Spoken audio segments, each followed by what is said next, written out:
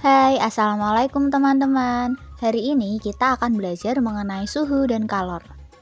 Sekarang coba amati gambar berikut. Nah, ternyata kegiatan-kegiatan ini ada kaitannya dengan materi yang akan kita bahas. Penasaran? Yuk simak sampai selesai. Sumber energi panas. Apa sih sebenarnya sumber energi panas itu? Nah, sumber energi panas adalah benda-benda yang dapat menghasilkan energi panas. Nah, di sini kita mempunyai 3 contoh yang merupakan sumber energi panas. Yang pertama, matahari. Matahari ini dimanfaatkan untuk fotosintesis dan pengeringan. Yang kedua, gesekan dua benda. Ketika kita mengosokkan kedua tangan, tangan akan terasa hangat. Begitu juga ketika kita menggosokkan mistar plastik dengan kain kering. Nanti kedua benda tersebut juga akan terasa panas. Terus yang ketiga, api. Nah, api ini dahulu didapat dari menggosokkan dua batu atau kayu dengan tanah kering. Kalau sekarang sudah bisa dihasilkan dari korek api atau kompor. Itulah contoh dari beberapa sumber energi panas. Sekarang adalah perbedaan antara kalor dan suhu. Suhu dan kalor ini merupakan dua hal yang sangat berbeda. Panas. Panas adalah salah satu jenis energi yang dapat diterima dan dilepas oleh suatu benda. Panas ini juga disebut dengan kalor ya teman-teman. Sedangkan suhu adalah besaran yang menyatakan derajat panas suatu benda. Suhu menunjukkan tingkat energi panas benda. Nah, contohnya nih.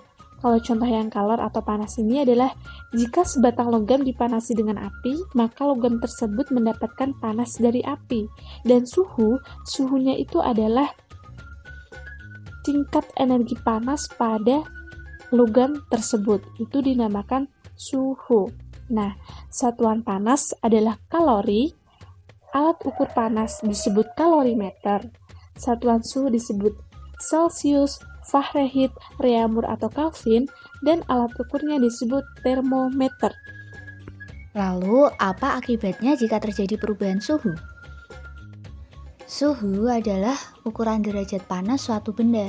Nah, perubahan suhu dapat memungkinkan benda mengalami dua hal. Yang pertama adalah pemuaian, yaitu perubahan benda menjadi bertambah panjang, lebar, luas, atau volume karena kalor atau panas. Yang kedua adalah penyusutan, yaitu berkurangnya panjang, lebar, luas, dan volume suatu benda karena suhu dingin. Jadi, pemuaian adalah bertambahnya ukuran benda karena meningkatnya suhu. Sementara penyusutan adalah kebalikannya, yaitu berkurangnya ukuran karena menurunnya suhu. Nah, pemuaian dan penyusutan dapat terjadi pada logam, udara, dan air. Selanjutnya, mari kita lihat contoh pemuaian dan penyusutan dalam kehidupan sehari-hari. Yang pertama, pemasangan kaca jendela. Para tukang kayu selalu merancang ukuran bingkai jendela yang sedikit lebih lebar dari ukuran sebenarnya. Mengapa harus demikian? Hal ini dilakukan oleh tukang kayu dengan tujuan untuk memberikan ruang pemuaian bagi kaca saat terkena panas. Jika bingkai jendela tidak diberi ruang pemuaian, maka ketika terkena panas akan mengakibatkan kaca menjadi retak atau bahkan pecah. Selain itu, untuk menghindari keretakan kaca saat ada bunyi yang menggelegar seperti ketika ada petir atau bunyi lainnya. Ban sepeda atau motor dan mobil. Jika ban sepeda motor, dan ban mobil diisi udara terlalu banyak, maka ban akan mengeras dan menjadi tidak nyaman dikendarai. Selain itu, mengisi udara terlalu penuh ke dalam ban sepeda atau mobil akan membahayakan pengemudinya. Ban yang diisi terlalu banyak udara dapat meletus dan dapat mengakibatkan kecelakaan. Hal ini disebabkan karena udara di dalam ban dapat memuai karena panas. Yang ketiga, kawat atau kabel listrik dan telepon. Mengapa kawat atau kabel telepon dan listrik terlihat mengendur dan tidak tegang? Hal ini dilakukan dengan tujuan agar kawat atau kabel tidak putus pada malam hari ketika mengalami penyusutan. Selain itu, agar kawat atau kabel tidak putus jika tertimpa pohon yang tumbang. Pemuaian yang terjadi pada gelas kaca. Apakah kamu pernah melihat sebuah gelas kaca yang tiba-tiba pecah atau retak ketika dituangi air panas? Hal ini terjadi karena adanya pemuaian yang tidak merata pada bagian gelas. Oleh karena itu, disarankan agar tidak menuangi gelas basah atau gelas dingin dengan air panas yang baru mendidih. Yang kelima, pemuaian pada sambungan rel kereta api. Sambungan pada rel kereta api dibuat ada celah antara dua batang rel. Hal ini dilakukan untuk memberikan ruang muai sehingga saat terkena panas, rel tersebut tidak melengkung. Karena rel yang melengkung akan membahayakan gerbong kereta yang melewatinya. Yang keenam, penggunaan termometer. Tahukah kamu cara menggunakan termometer klinis atau termometer badan? Termometer akan ditempelkan ke beberapa bagian tubuh seperti dalam mulut atau ketiak. Tujuannya adalah untuk mengukur suhu panas tubuh. Setelah beberapa lama, cairan di dalam termometer akan naik karena terjadi pemuaian setelah mendapatkan panas dari tubuh. Cairan akan berhenti pada angka tertentu untuk menunjukkan suhu tubuh. Ketika termometer tidak digunakan, akan kembali turun karena mengalami penyusutan. Selanjutnya, saya akan menjelaskan tentang perpindahan kalor. Perpindahan kalor sendiri yaitu perpindahan panas atau jumlah kalor pada suatu zat. Perpindahan kalor terbagi menjadi 3, yaitu yang pertama perpindahan kalor secara konduksi, secara konveksi, dan secara radiasi. Secara konduksi disebut juga perpindahan kalor secara hantaran. Maksudnya, perpindahan kalor yang berpindah hanya energi kalornya saja, jadi perantaranya tidak berpindah. Contoh umumnya itu yang pertama, sendok terasa hangat ketika mengaduk teh panas. Yang kedua, ujung spatula panas ketika dipakai untuk menggoreng. Yang ketiga, panas pada setrika. Perpindahan kalor secara konduksi umumnya terjadi pada benda padat. Contoh lainnya yaitu jika kita melakukan estafet buku yang dilakukan kita dengan teman kita, buku sendiri diumpamakan kalornya dan orang yang memindahkan sebagai perantaranya. Waktu kita memindahkan, yang berpindah hanya bukunya saja.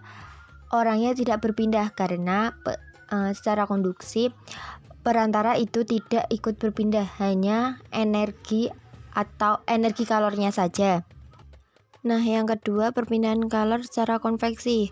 Perpindahan kalor secara konveksi sendiri yaitu perpindahan kalor yang disertai dengan perpindahan zat perantaranya.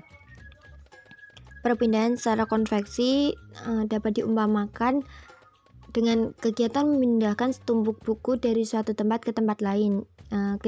Ketika kamu memindahkan buku tersebut ke tempat lain, tentu kamu akan ikut bersama dengan buku-buku tersebut.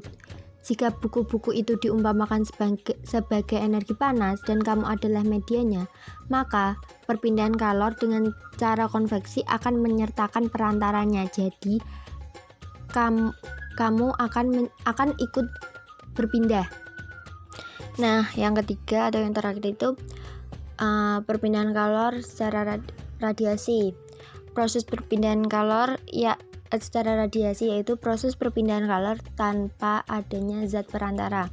Seperti umumnya panas matahari yang merambat ke bumi, itu kan nggak ada perantaranya kan, langsung ibaratnya dari matahari langsung ke bumi. Jadi itu tanpa adanya perantara. Contoh yang kedua itu ada panas yang dihasilkan api unggun.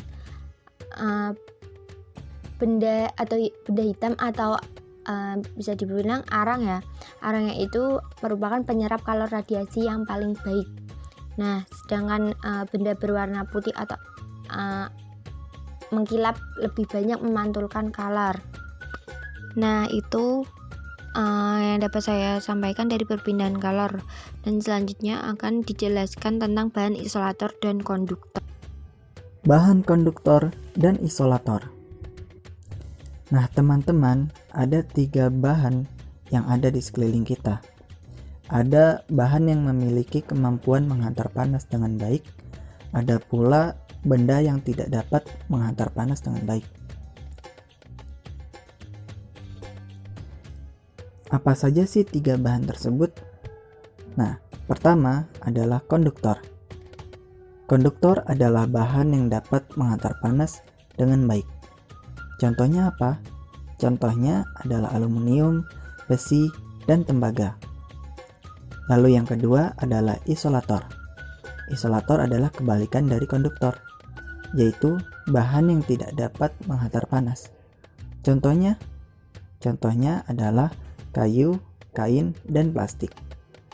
Lalu yang ketiga, semikonduktor. Semikonduktor adalah bahan yang sedikit dapat menghantar panas. Contohnya apa?